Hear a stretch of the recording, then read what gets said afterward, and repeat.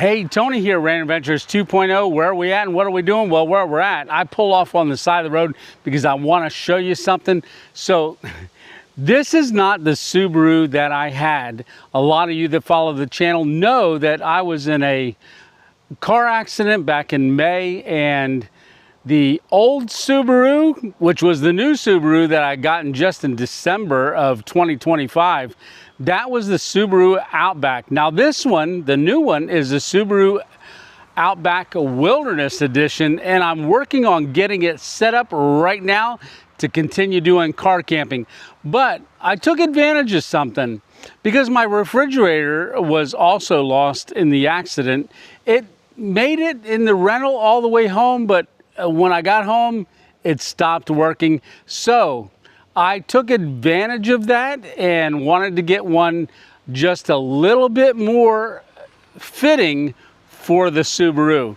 Now the Wilderness Outback, the 2025, that's what this one is about the same size pretty much as the old one that I had, which was the new one, because I just got it, only had it for 4 months, and then it was hit by a tractor trailer and totaled. So let me show you what I'm doing and what switch I made.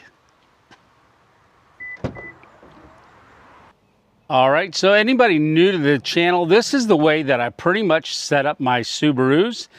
So this is the side that I sleep on right there, and then I always put the refrigerator and a power bank right on the side so that it gives me enough room to sleep in here. Now this BougeRV refrigerator, it is different than the last one that I had. This one is actually 23 liters. Now what's different about that? The old one was a little taller, so I took advantage of that and got one that actually fits in the Subaru Outback. So this would also fit in the Outback as well as the Wilderness Edition, and just also the standard one. But when I got it, it does open this way, but you can switch the lids around, and so I've got it opening this way because look at that, I've got full clearance. Before, I could only open it about this much and had to struggle to get the food out of there. So I took advantage of this one. It's got a locking handle and it sits in here really, really nice. So it fits from the back seat is up all the way to the back. Now I do have a different power bank right here right now. And the reason I have that one is because mainly for this demonstration, but I don't need it to show you this. But I do need it while I'm out traveling. So I'll kind of explain a little bit what I'm talking about. This is the BougeRV 12 volt portable refrigerator. It's a CRX3 23 car refrigerator with 240 watt detachable battery. So there is a battery that you can get that I'll show you here in a second, but it does have the light right there, so that's really good for at night times. You want to see inside. And this one actually has a drain on the bottom, so if you were to put ice in there or you want to defrost it, it does have a plug on the bottom that's removable that will drain out. I would suggest removing that from your car. But it does go from -4 degrees Fahrenheit to up to 68 degrees Fahrenheit. The compressor is electric cooler with 12 volt and 24 volt DC. I generally do travel alone, but sometimes Miss 2.0 comes along with me, and this is really big enough for both of us, even if we were both on the road a little bit. I don't need a lot of space, and I don't think, depending on what you're doing, you know, if you wanted food for a weekend, that's plenty to handle for the weekend. And it saves valuable cargo space. Well, you know, I sleep in the back of the car, so this setup has always worked out really good for me. It was just that the other one, the larger unit, was just a little too high and I struggled with it. So I'm glad this one here is going to work. It will hold up to 30 cans, so there is a whole capacity chart there that you can see. All right, so like I said, 12 volt. It does come right out of the box with a cigarette lighter plug, which is 12 volts. So I've got that plugged in here. and you just hear it beep. Well, I think you heard it beep. So I have that running down and around. Now, if you wanted to, say, charge it up in the house, let's say you don't have a big power bank, but you wanted to go on a camping trip. So what you would do is take the unit, well, you'd have it inside, but it also comes with an AC plug. So you have this plug, the transformer to convert it over, and then the plug that goes onto the back of the refrigerator. So what you would do is plug it in the house, get it cooled down to where you want it, and then put it in the car, and then hook up that 12-volt cigarette lighter into a plug in the car. Most cars have cigarette lighters or 12-volt female plugs, and you just stick that in there and it will run off the car while you're driving it. So what do you do once you get there? Well, if you're going to a campsite that's got AC, take this along, because you can plug in and have unlimited power. But let's say you don't. So there is a battery that goes in this unit, and I'll show you how that works.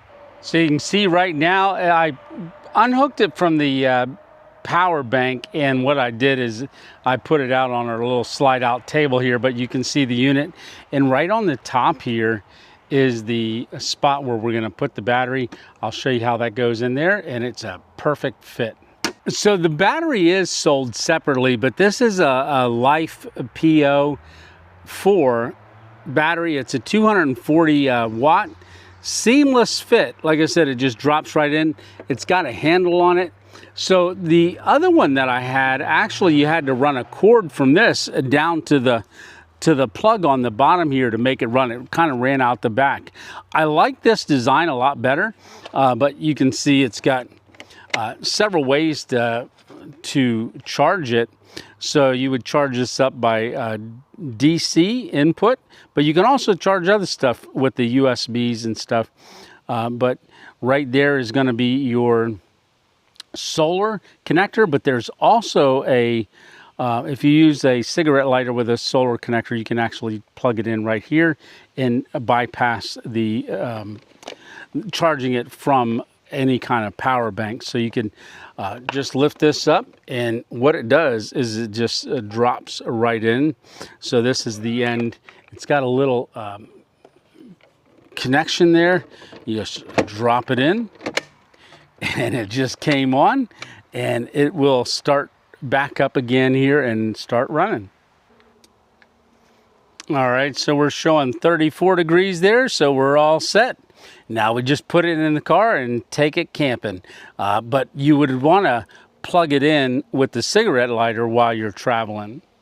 So having the battery in there, when you turn the car off, it's going to keep running. So it's not going to be dependent on your battery, because usually when you shut your car off, so does the power from all of the 12-volt going to the system. So if you got that in there, once you carry it over, and it's very easy to carry. It's got the handles on the side here where you just kind of grab it and pick it up and carry it to, say, like a picnic table, and then take your AC plug and plug it in over at electric.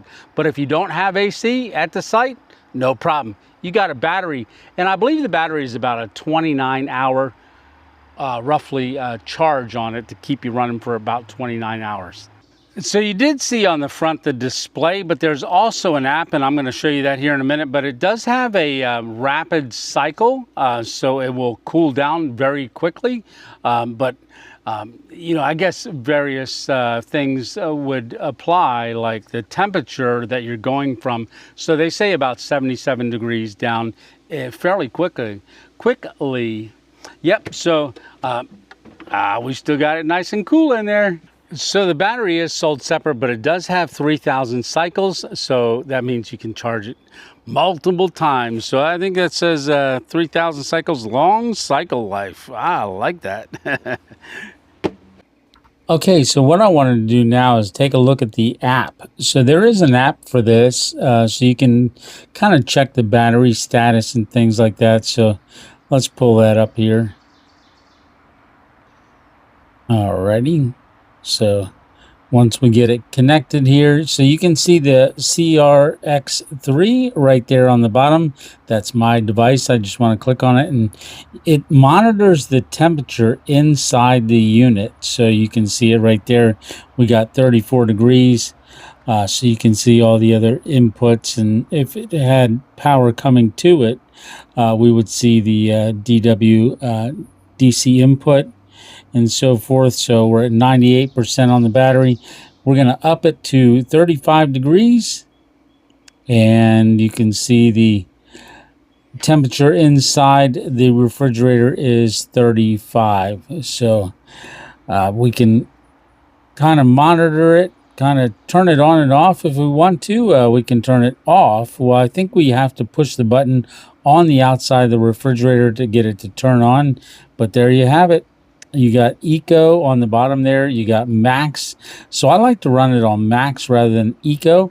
That's me personally, but that's the app. It comes with it, and just download the app, and then it's right there for you to use. Okay, I got it all set back up. Oh, I'm getting thirsty. Let's get a cold Topo Chico. There you go. Nice bubbly water. So for me, I really like this setup. It fits perfectly for the way I travel, but I like the flexibility that it has for even if I just want to plug it in the house and have it next in a man cave, just have it sitting there. But then I want to take it camping. I just take it on with me camping. So it gives you the flexibility however you want to use it. Say you're going to go for a day at the beach. Well, get it charged up, take it on down. You can carry it right out with the battery. So it gives you lots of opportunities, lots of flexibility, and it fits the Subaru perfect. All right, well, I think that's going to be about it. I'll leave all the information down in the description. If you want to go there and check it out, take a look at it, because they got other sizes too, but this one works perfect for me. All right, cheers. Salute.